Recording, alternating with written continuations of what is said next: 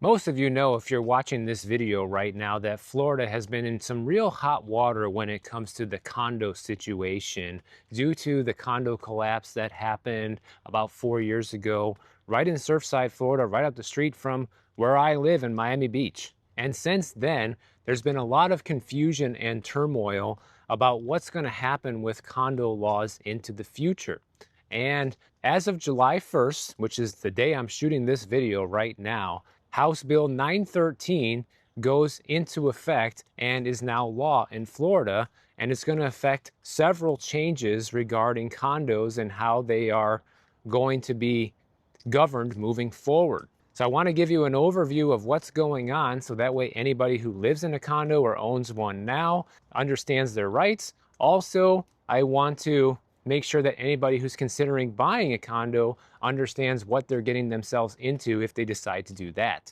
Now, back when they passed the original condo legislation in 2022, they required all buildings that are 30 years and older and buildings that are 3 stories or higher to do mandatory structural reserve studies, which is a big engineering study of the building that assesses the shape and condition of the building and any potential repairs that might need to be done. And in addition to that, they implemented mandatory reserve funding, which was supposed to happen by the beginning of this year, January 1st of 2025, but most buildings did not comply with that. And so what did the government of Florida have to do? They had to kick the can down the road, which is what governments do best. Now, some people say this is a godsend that they had to kick the can down the road because otherwise it would just put too many people out in the street. People would be homeless, essentially, being forced to sell their condos because they can't afford the expenses associated with it.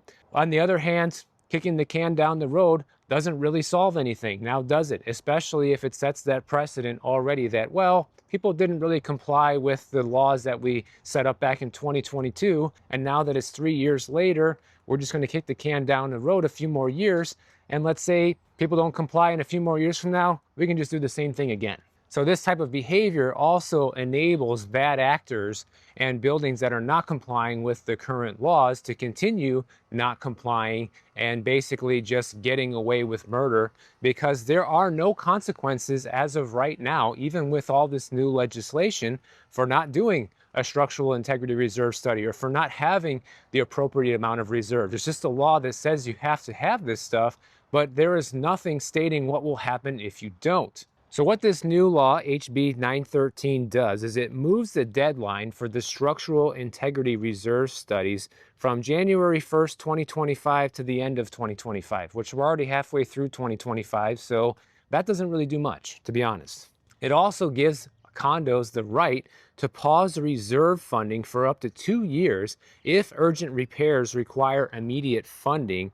And that's supposed to allow flexibility to fix critical problems like foundations or column repairs, things like that, before saving for long-term repairs. Which that part actually does make sense because it doesn't really make a whole lot of sense to be saving for long-term repairs in the future. Meanwhile, the building is falling apart today and needs a critical infrastructure repair in order to keep it standing so there's no collapse. So yeah, that does make sense. I'm not saying this is all bad. Another thing that HB 913 does is it raises the minimum cost of repair items that require reserve funding from $10,000 up to $25,000, and that's supposed to be an adjustment for inflation, and basically just means that any repair under $25,000 now, the building doesn't have to set aside reserves for those type of repairs, which will hopefully shrink the amount of reserve funding necessary for any given building.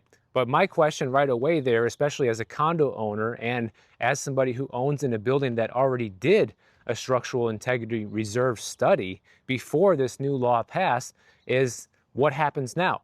Because we have all these line items in the reserve study that say it's going to cost this. And so now if it's less than $25,000, we can just cross it off the list? I don't know. There's no clarity on that. But the good thing about this change is it at least prevents the board of directors from nickel and diming homeowners for upgrades and focuses more on the reserves being for significant structural or safety concerns in the future, not for little pet projects like, redecorating the hallways or whatever. Now, one of the great things about this new HB 913 is it requires condo board members to now understand how reserves work. It requires them to understand what insurance coverage the building needs, and it requires them to understand the basic rules of running a condo association.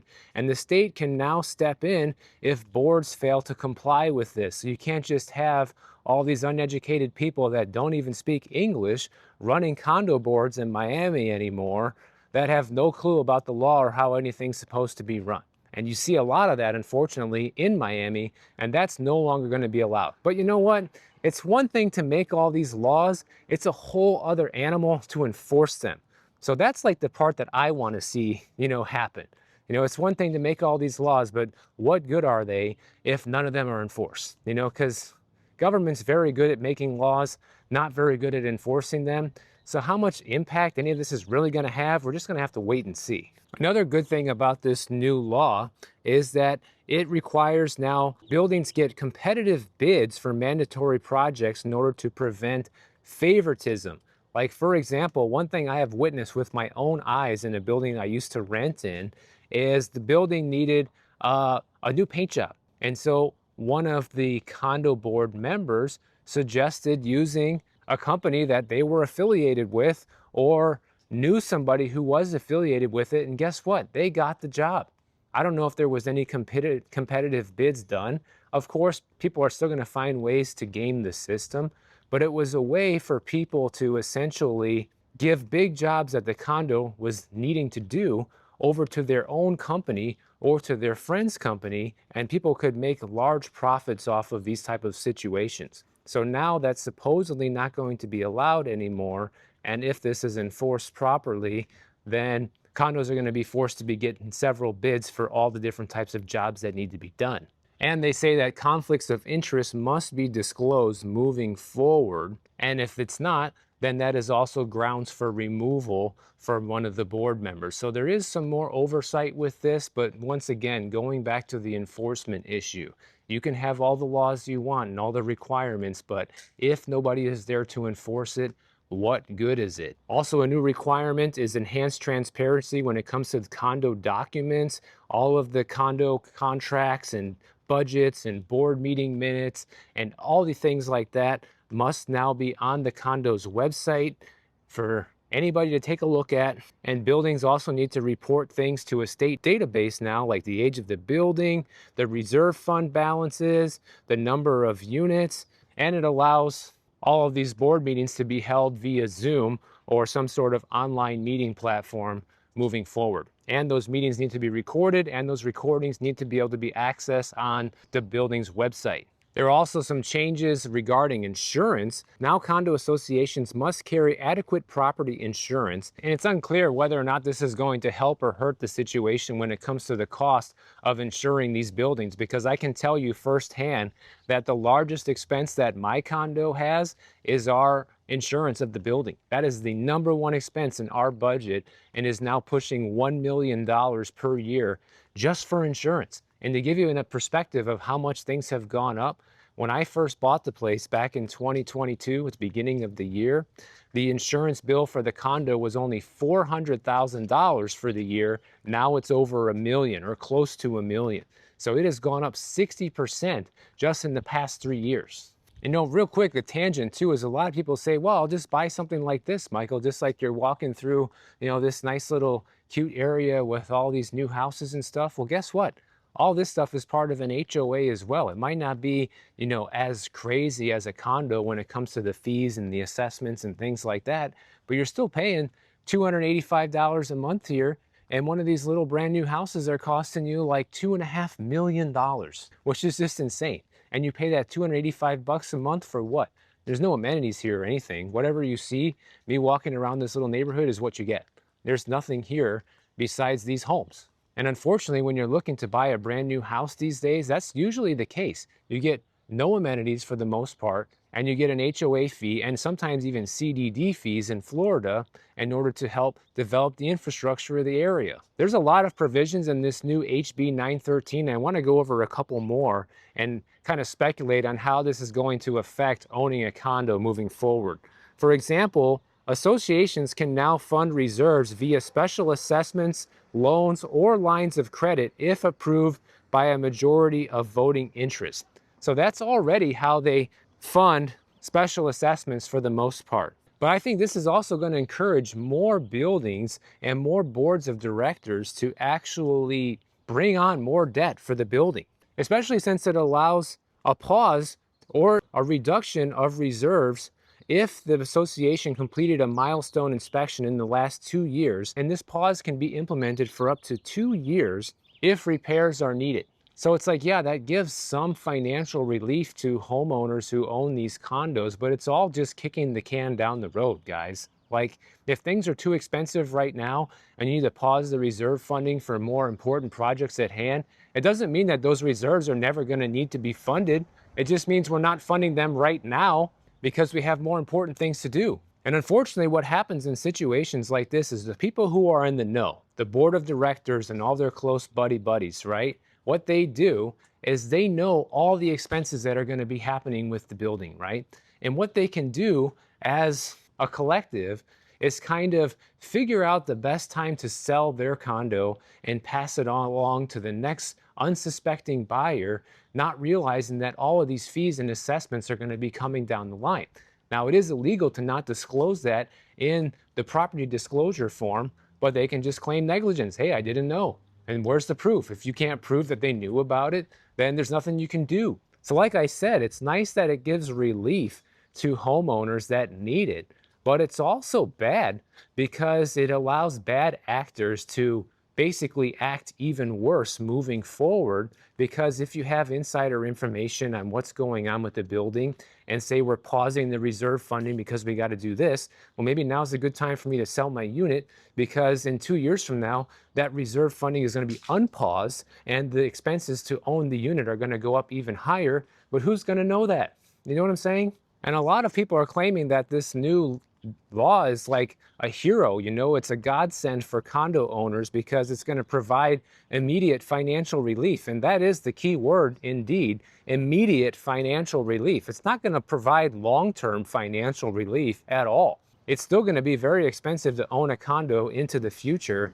And all of the reserves, as of right now, are still going to need to be funded. The reserve studies are still going to need to be done. And necessary structural repairs are still going to need to be completed on a very timely basis. It's just a matter of when now. It's not as immediate as it was before this law was passed. And honestly, I don't see any immediate relief coming to the condo market because of this new law. People that have been following the situation for a while, especially like people that watch my channel regularly, are going to fully understand that there's still going to be a lot of expenses involved moving forward unless the building already just went through a ton of repairs and already has full reserves, things like that, then you know that there could be trouble in the future, which is why there's so many buildings that are just on fire sale right now when it comes to the discounts that these sellers are giving, because they just need to get out in many cases. They cannot afford to keep paying these special assessments, and they cannot afford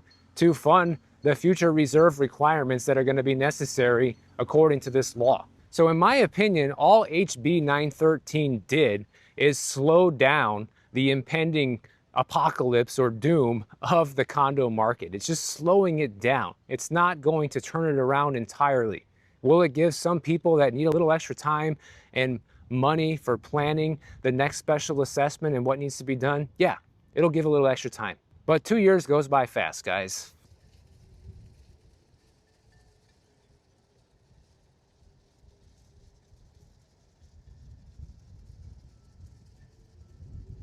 Now, I want to give a real world example of a special assessment from a woman who bought a condo back in Ormond Beach, Florida in 2021, and what you can actually do about it if you get hit with a similar situation. So she bought this condo November 2021, Ormond Beach, Florida for $379,000. Less than 1 year later, in fall of 2022, she was hit with a special assessment of, wait for this, $102,000, payable in 7 payments over 2 years, and I'm sure they gave some kind of financing option as well. So this woman was actually retired and she decided to go back to work so she could actually pay for this special assessment.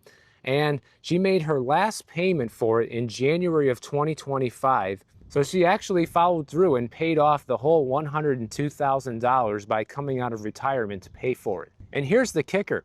If she would have actually reviewed the meeting minutes before she bought the place, which is something I always encourage buyers to do if you're somebody who wants to buy a condo, she would have actually known about this, because she did review the condo documents, which are just kind of the rules and regulations of the building, but she failed to review the meeting minutes where there was talk from the board of directors about this upcoming special assessment. And that's why you need to review the rules and regulations. You need to review the association budget. You need to review the meeting minutes. You need to review all of these things so you don't get blindsided. So one thing that happened to this woman is she actually received the estoppel letter when she bought the place, which is basically an outline of any upcoming expenses you might need to be responsible for as a unit owner. And it did say the possibility of concrete restoration work, but there was no dollar amount included.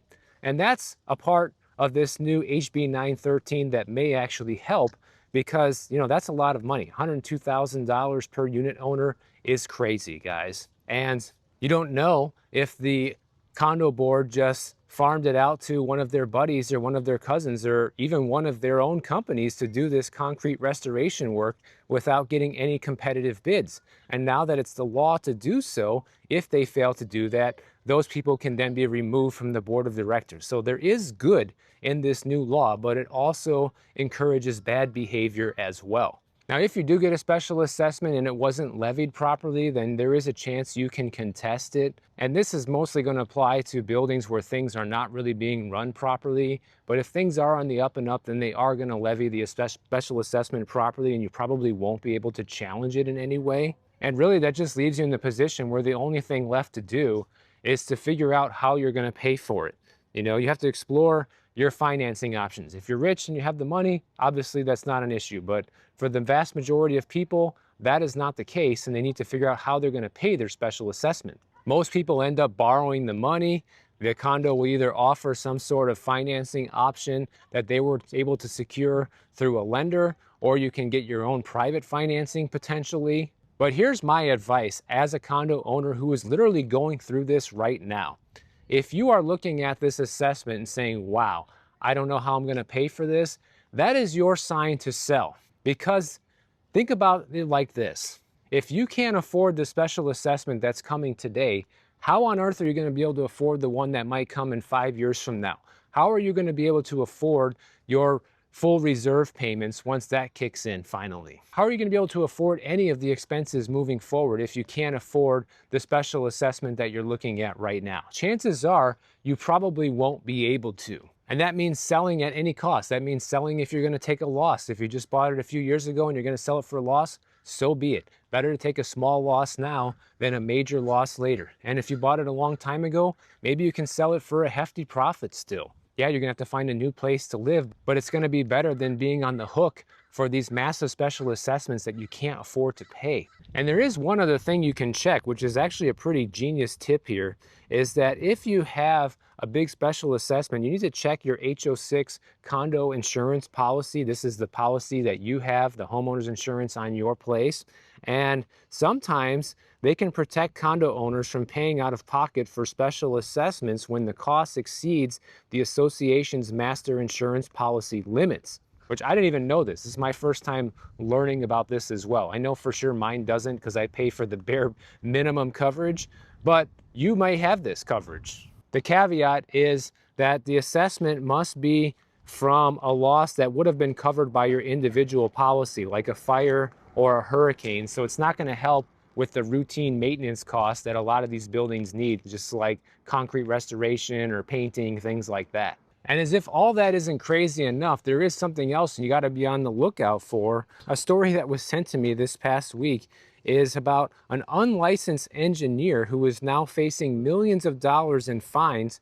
In fact, 724 counts and complaints have been lodged against Enrique Fernandez Jr., who's from South Florida, who basically forged his father's signature and his name and his license on dozens of building inspections across Miami-Dade and Broward counties. So now these buildings need to go through and make sure that Mr. Fernandez was not their building inspector, because it turns out he's a fake building inspector. He was using his father's real credentials, who has now passed away, to pass himself off as a building inspector and collect all this money from these condo associations. And these reserve studies are not cheap, so who knows how much money he actually might have stolen from condo associations. And I wonder, how are these people going to get their money back now? Right now, Fernandez is facing $3.6 million in penalties if each of the allegations is upheld, and he has also been issued a cease and desist order prohibiting him from performing any engineering related work. Yeah, but what about the 724 complaints that have been lodged against him? What about the money he took for that work and the fake inspections that were done? You know, that stuff needs to be addressed. And, you know, it's just, there's so much fraud and so many scammers in Florida, even particularly South Florida. It is just insane, guys. And every time I hear about these stories, it's just like, it makes me just want to get out. I mean, this guy even renewed his father's engineering license after he passed away, using his father's credentials, and redirected the contact and email information to himself to make it appear that the license was still valid. So the length that people will go to in order to steal from others is just kind of astonishing. And the worst part is, right now, this is not even a criminal case, it's a civil case, because this is what it says. He forged a dead man's signature and used a dead person's seal. So it makes it more complicated criminally because there's no victim.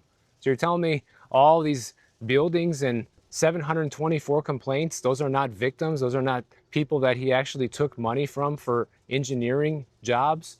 They're not victims in this? I mean, sometimes the law and the way that it's written is just kind of ridiculous, guys. But that's the gist of it. That's mostly what you need to know. There are a lot of other things that you can look into. You can read the whole summary of the bill if you want to. I'll have the link of it down in the description below, because there is some other things that I didn't cover.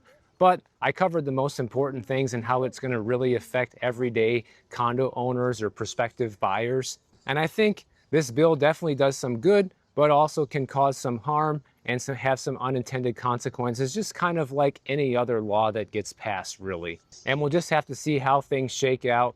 And my guess is that there's still going to be a lot of non-compliance and probably no enforcement, and more of the can kicking down the road into the future. So if you enjoyed this video, make sure you subscribe to the channel. And if you don't want to wait for my next video to come out, check out this one on the screen right over here, and I'll see you in the next one.